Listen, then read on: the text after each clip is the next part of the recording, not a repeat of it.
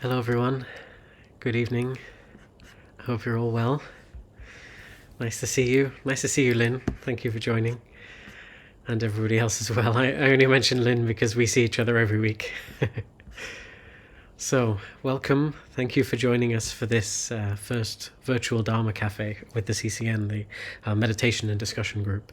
So, some of you, like Lynn, I know, I've met, and for those of you who I haven't, my name's David. I'm here, part of the CCN. My role here is as well, I'm looking after the office currently. We had Jude looking after the office for a while, and now I'm helping the board with the sort of admin and helping alongside Temper. And of course, as Lynn knows me and some other people know me from Samadhi, my organization that I co-found, where we do retreats and we share Dharma and meditation. And so that's me. And so the format of these sessions, what we'd like to do, so this is obviously the first one that we're doing, but we will hope to do one every month. So I'll be doing this one and then next month's. And then what we will do is have Temper take a few and Clara take a few as well. And if it's something that we enjoy, if there's something that we get a lot out of, then it could become more of a regular thing as well, as a way for us to meet with spiritual friends from pretty much all over. I think in terms of registrations for this one, we have people in the UK, we have people over in Canada and the US, there's people all over different countries of Europe as well. And so it's wonderful to have a chance for our international Sangha to come together and share like this. And so if it's something that works for all of us, then it's something we can do more regularly. So the format of these sessions, what we'll do is we'll start with a meditation and we'll practice for 24 minutes. Those of you who are Lama Alan students, you'll know that's one Gattaca. That's why we'll practice for 24 minutes. Then there'll be a very short talk where I'll just introduce a topic, perhaps something that we can think about. And then we'll go into sort of open group discussion then. And so we can talk about that topic, talk about the meditation, talk about whatever's coming up for us, whatever we want to share with our group. And so without further words, shall we go into our meditation? So you're welcome to be either lying down or seated, whatever feels most comfortable for you. Ideally, we're just finding a position in which we can be nice and stationary, nice and still. And so please take a moment to find that comfortable posture for you.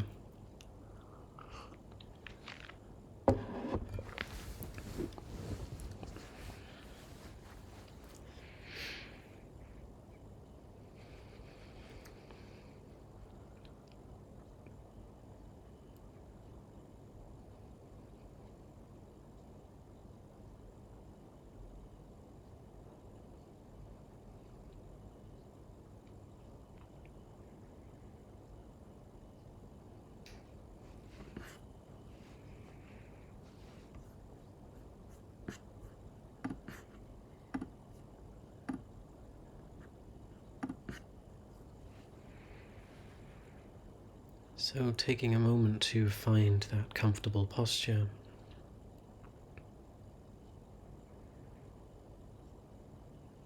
A posture in which ideally our back can be nice and straight.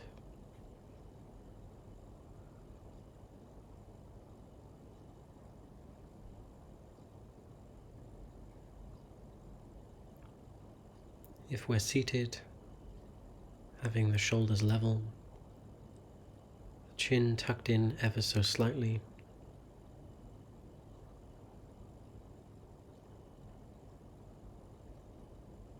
The arms comfortably at our sides.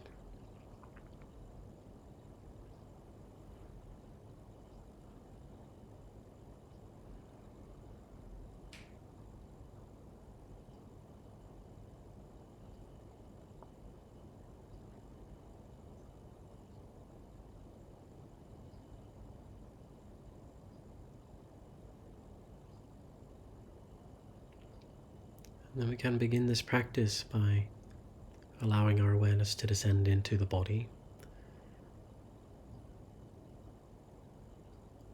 First of all, connecting with those tactile sensations where the body is in contact with the ground.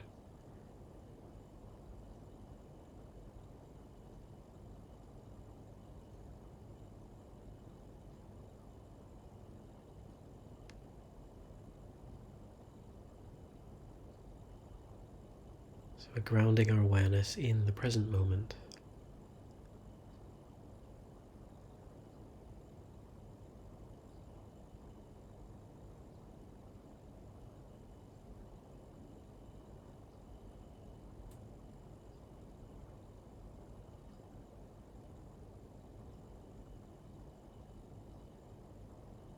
And letting our awareness trickle up the body, illuminate the entire space of the body.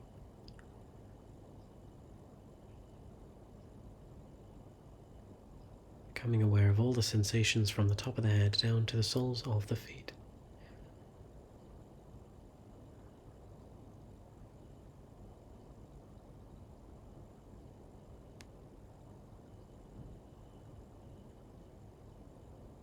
And giving permission for the body to relax, to settle.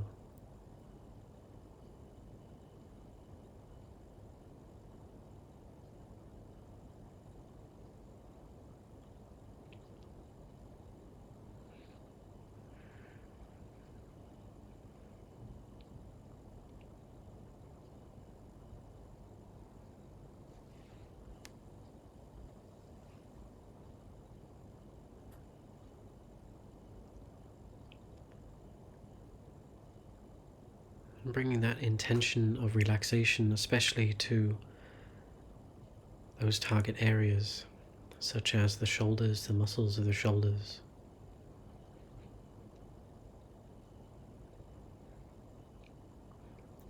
The muscles of the face, especially around the eyebrows, the forehead.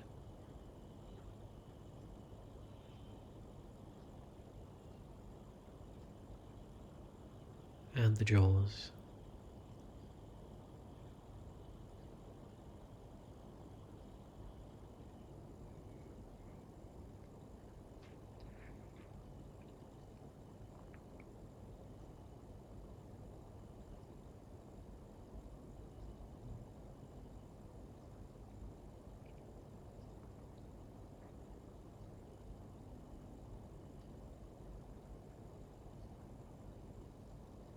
Setting an intention for our body to be as still as possible. No need for any fidgeting, unnecessary movement.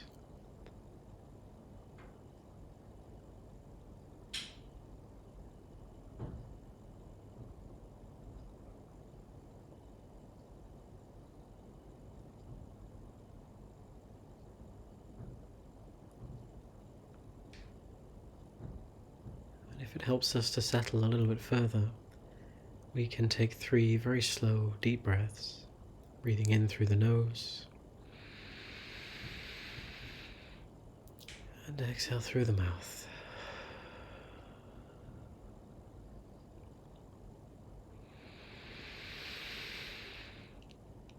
Even slower exhale this time.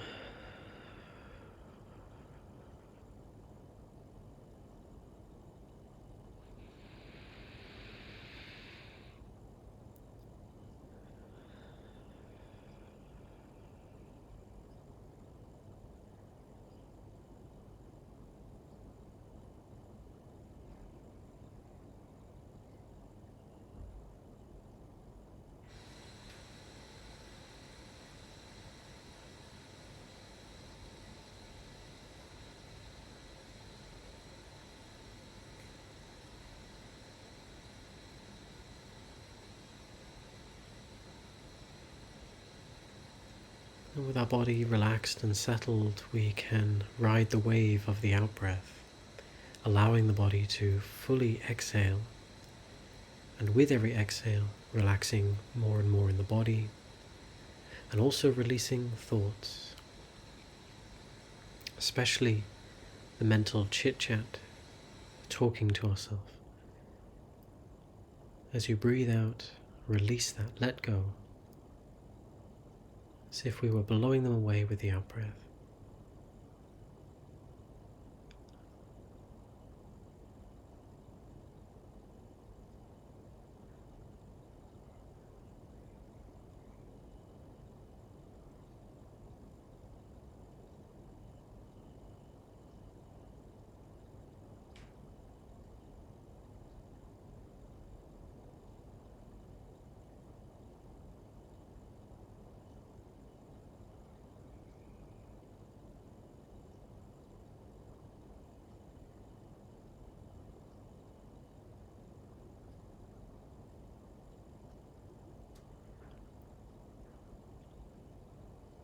And as we relax deeper and deeper with every out-breath,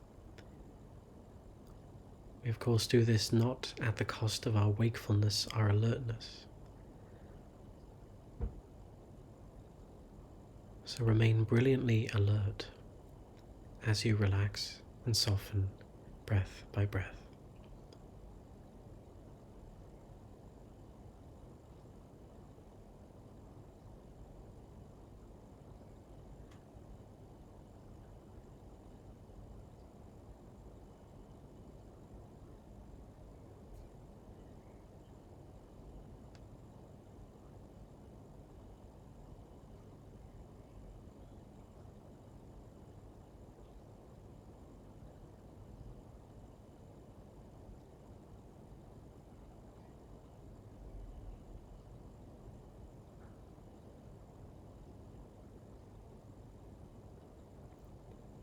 And giving ourselves permission to just set aside all hopes, fears, worries, concerns, whatever's bubbling around in the mind right now. Any thoughts of the future which is not yet here, any thoughts of the past which cannot be changed. Allowing our awareness to come to rest right here, right now.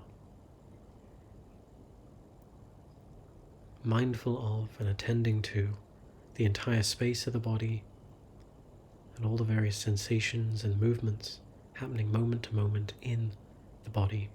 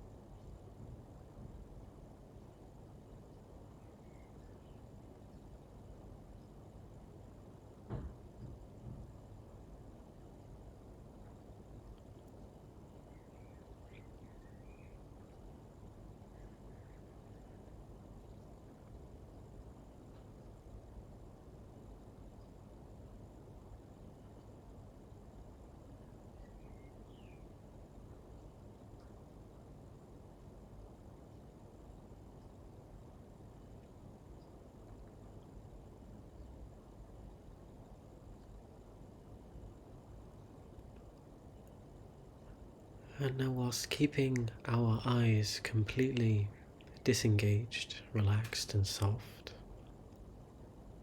we can direct our attention upwards, specifically to the very tips of the nostrils, or just above the upper lip, wherever you feel the passage of air as you breathe.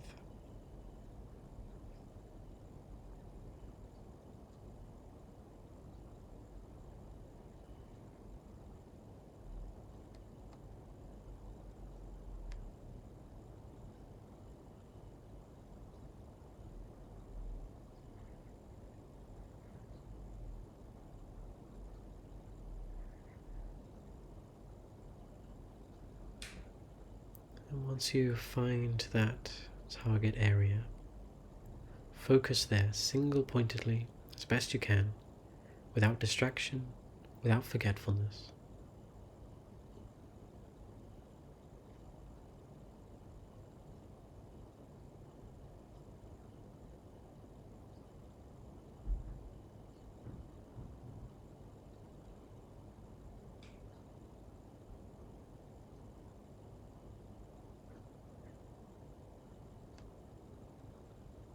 Of course, although we say without distraction, without forgetfulness, within moments our mind may be swept away. So we notice this as quickly as we can, without tightening the mind. We simply relax deeper with the out-breath, release that thought, gently guide our attention back. No fuss, no drama, no frustration.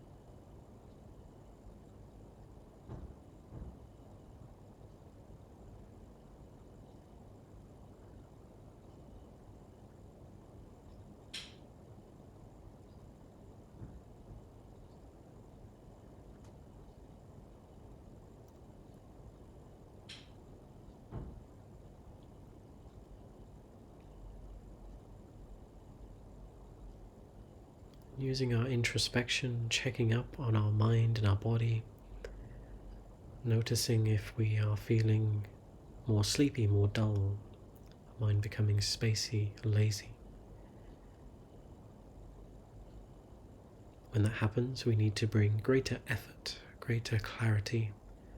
So refresh our posture, sit up a little taller, open the eyes.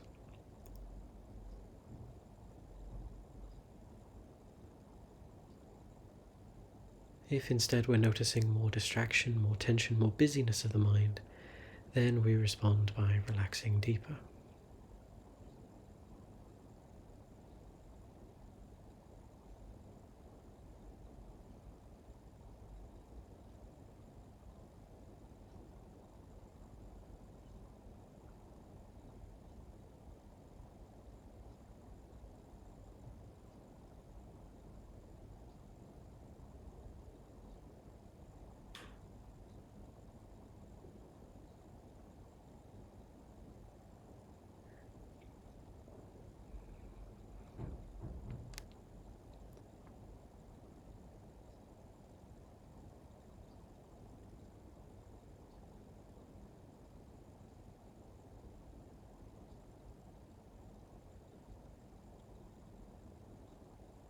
And to help us remain engaged, to help with our continuity, we can introduce counting the breaths. So at the end of the next in-breath, very succinctly, quickly, mentally count 1.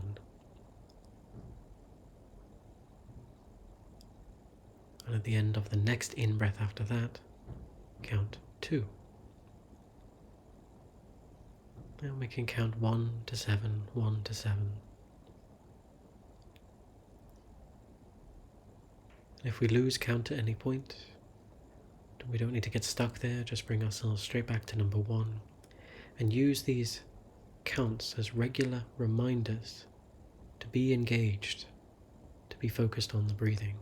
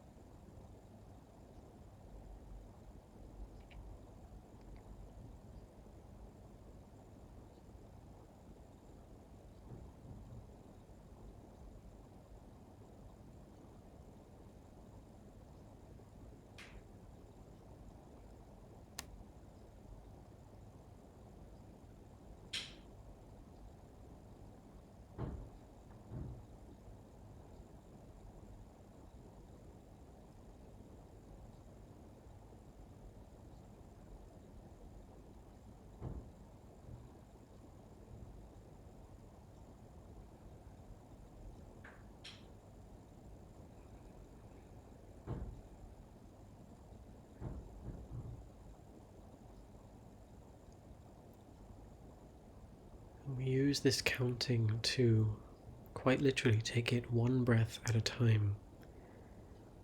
Is it possible for you right now to focus on the sensations at the nostrils for just the next one in-breath and one out-breath?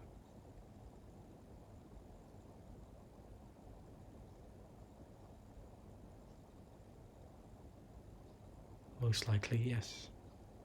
If so, can you do another 1?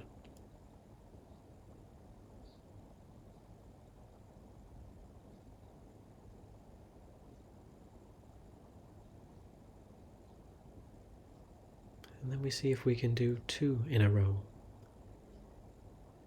And challenge yourself, take it quite literally 1 breath at a time.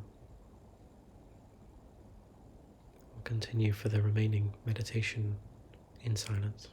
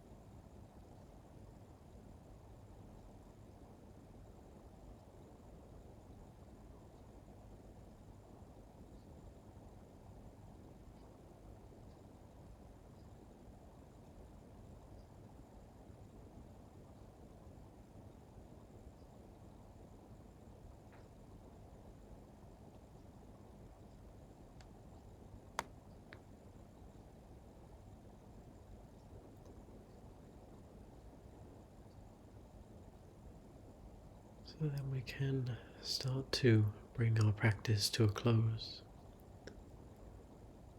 turning our attention to our immediate surroundings.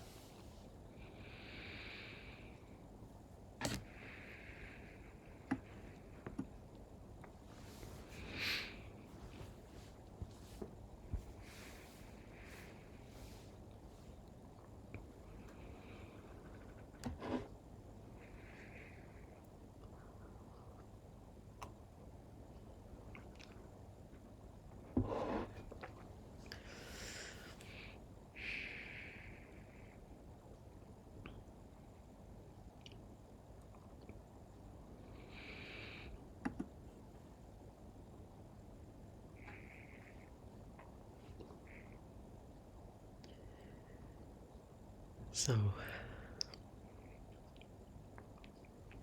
what I wanted to share this evening for a little talk part before we go to our discussion is a story which is a favourite of mine. I've told it many times, and it comes from Ajahn Brahm's book, Don't Worry, Be Grumpy, for those of you who might be familiar with his book, filled with different stories that he likes to tell.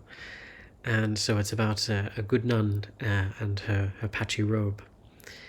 And so the story goes that there was this good nun who lived in a cave. She had very few possessions, and she had plenty of time for practice, for study, for sharing teachings with the villagers on her alms round.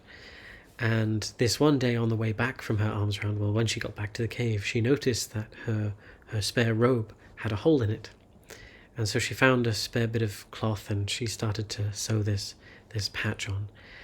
And this was something that she had to do quite regularly because there was a family of mice that lived there in the caves, and so they loved to nibble at her different cloths. And so she was quite used to doing this.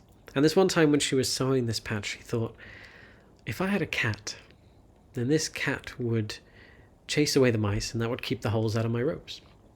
And so on the next day on her alms round, she asked the villagers if there was a stray cat that perhaps she could take to the cave with her, and sure enough there was, and so they gave her a brown cat that matched the colour of her robes. And sure enough, it kept away the mice, kept away the holes, but of course a cat also needs something to drink, something to eat, and so every day on her alms round she was asking for some milk, some fish for the cat. And then she thought, well, if I had a cow, then that cow could provide milk for the cat that would chase away the mice, that would keep the holes out of my robes. And so she asked her wealthy benefactors if they could get a cow, and for some reason they said yes. And so she ended up with this cow. But of course a cow needs grass to feed, and so she was having to, beg the villagers for grass every day as well. And so then she thought, well, if there was a field, then this cow could graze in the field, that would provide milk for the cat, that would chase away the mice, that would keep the holes out of my robes. And so she asked, and a collection was done, and there was a field bought. But it was a lot of work, catching the cow, milking the cow, looking after, tending to the field. And so she thought, maybe there's a boy in the village who could do this work for me, and perhaps there's a boy in need of moral guidance. I could provide that to him. He would do that, do the work for me, and that would be good. And so the next day on the alms round she asked, and sure enough there was a boy. And so the boy came up to look after the field, that looked after the cow, that provided milk for the cat, that chased away the mice, that kept the holes out of the robes. And so by this point, the villagers were kind of, avoiding her. And she was, when she was coming into the village, she was having to ask for more than twice the amount of food because, a growing boy with all that work eats a lot. And so she was needing to ask for all of this food. And moreover, it's not really appropriate for a young boy to live in a cave with a nun. So they needed to build a hut for this boy that looked after the field, that provided grass for the cow, that provided milk for the cat, that chased away the mice, that kept the holes out of the robes. And so the story goes that then on this final day, a villager came and was asking for some help with meditation. And she says, not now, I need to check that the hut is being built for the boy, that, you get the rest. And as she was saying it, she realized just a bit how wacky it sounded. And she said, this is the origin of materialism. And so she ordered the hut to be dismantled, the boy to go back, the cow and everything to go back as it was. And the story goes that she then returned to her cave and found that there was a little hole in her robes that she needed to sew. And so I love this story. I think it's great. It's a silly story, of course, but it really it illustrates very well how we can get caught up in our attachment, get caught up in our craving, kind of sort of caught up in solving one problem, and then another one sort of appears, and we just solve that one, and then we just solve that one, and we kind of get caught up in this just solving problems, fixing things all the time. But what was the real problem? What was the actual problem for this nun? It was an unhappy mind, wasn't it? It was just a bit of dissatisfaction. It was just a bit of, this could be better. This could be improved. And so then that sent this whole, wild chase of ending up with life being very, very complicated, far more complicated than it should be for a nun anyway. And so many different things to solve and so many different things to figure out and plan and sort out. And so this is the attachment loop, isn't it? The attachment loop. This that'll make me happy, or that'll be better. That's what I need. That's what's missing in my life. This person, that job, that whatever. That'll do it. Then I'll be happy when I retire, when I get this job, right? When I get that house, all of this kind of thing. But as we know, it's not long before the mind gets bored, is it? You get that nice house, and then you start thinking about renovating the kitchen or changing the garden, or something comes up. And so the mind gets bored, we find something else. And then if something gets in the way, then we get frustrated, right? Then we get upset. If it doesn't live up to our expectations, then we get disappointed. We never really reach a point where we're done, right? And this is the thing that they say about attachment, right? That it's like drinking salty water. You just get more and more thirsty. You never actually quench the thirst, and find, here I am, solved all of my problems, everything's perfect, here I am, everything's settled, I don't need anything else. The more that you feed that attachment, the more that you feed that craving, it just perpetuates more and more and more. And as we said, there is the anxiety and worry, which is attachment's shadow, sits behind attachment, telling you, what if I can't get it? What if what if somebody gets in the way? What if this happens? And then, like we say, we get frustrated and angry if somebody gets in your way, disappointed if it doesn't live up to your expectations. And if you do get it, we didn't solve the real problem. Like we said, the mind will get bored, then we'll need more things to support us. And so it's a loop. There's more craving. It's never enough. And if we think about those who have the most in our society, those richest or with the most means in our society, are they glowing examples of people who are content, who have had enough and don't want anything else, or are they shining examples of how it'll just get out of hand and you'll want more and more and more? The examples I often cite, shooting yourself off to space and buying Twitter and all these kinds of things. And I just saw, just before this session online, there's a company in Dubai apparently offering party flights for $14,000 an hour, where they'll just fly you around in some circle, but it's a party plane with beds and music and LEDs and disco lights and all that kind of thing, because if you have the means to constantly satisfy your attachment, soon nothing is enough. Soon nothing is good enough, and everything is not quite right. And so most of us here, I know we have quite a mixed group. Some who consider themselves Buddhists, some who are new, some who might have never looked at meditation before this session. If we are familiar with this idea, which I think we will be on some degree, otherwise we wouldn't be here at this session anyway. Maybe we've heard it 100 times, this idea of attachment, craving. But we have to check, what does my behavior tell me? I may know this intellectually, but what does my behavior tell me? Is there still a part of me that says, yes, I get it, but if I just had this, then I'd be happy. Or if I just got rid of this person, then I'd be okay. Or if I just, And so we should ask ourselves, am I emphasizing my hedonic well-being, my external well-being a lot of the time, if not most of the time? Or is there a good balance here between the two? Am I also focusing on my inner well-being, which at the end of it is the only one we can really work on, isn't it? And that's the only one that gives us the real satisfaction, lasting contentment, true happiness, what we're really looking for here.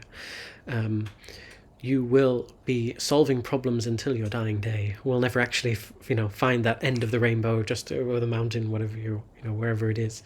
There'll always be something else to do, something else to solve. That inner contentment, that lasting fulfillment that we're really looking for, that's an inner journey that we need to go on. And so even, like I said, even if we've heard this teaching many, many, many times, which some of us will have, we need to check what is my behavior, what is my way of being telling me about this. Has it really sunk to a heart level? And so this is what I wanted to share for this session. I thought it could be potentially a good topic, this story.